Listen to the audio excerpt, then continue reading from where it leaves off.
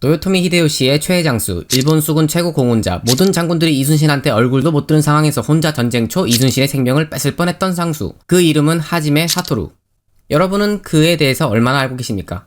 이순신은 가토 요시아키, 고니시 유키나가 같은 외장들을 상대로 한 척의 손해도 없이 완승하기로 유명한 장군입니다. 현재로 따지면 대통령 표창, 영웅, 구국공신 등등 공훈 자판기와 같은 존재였으나 유일하게 그 이순신을 죽음의 위기까지 빠뜨린 일본 장수가 있습니다. 임진왜란 시작과 동시에 경상 우수영에 판옥선 73척을 격파해 당시 조선 수군의 4분의 1 이상을 몰살시켜 사실상 전쟁 불가에 가까운 피해를 입힌 것은 매우 유명한 일화입니다. 덕분에 일본 수군은 아무런 피해 없이 손쉽게 동해 제해권을 얻었으며 그 이후로도 꾸준히 물량전에서 질 수밖에 없는 상황을 만드는데 일조했습니다. 초반 제해권을 얻은 일본군은 보급의 안정화를 제1목표로 했으며 조선 수군의 초기 대응 불가능에 힘입어 전쟁의 장기화에 성공했습니다. 하지메 사토루는 이러한 성공에도 불구하고 더욱더 많은 공훈을 원했고 꾸준히 조선의 민간인들을 죽이고 기와 목을 수집하여 군공을 세웠습니다. 또한 지속적인 여론 플레이를 통해 당시 조선 최고 전력인 이순신을 모함, 이간질시키는 데 최선을 다했고 정치적 제거를 성공할 뻔했었습니다. 실제 제거에는 실패했지만 잠시 동안이나마 전쟁에서 떨어뜨리는 데 성공했었고 그 잠깐의 틈을 이용하여 이순신이 인생을 바쳐 재건한 약 200여 척의 조선 수군을 단 13척만 남기고 모조리 수장시키는 데 성공하기도 했습니다.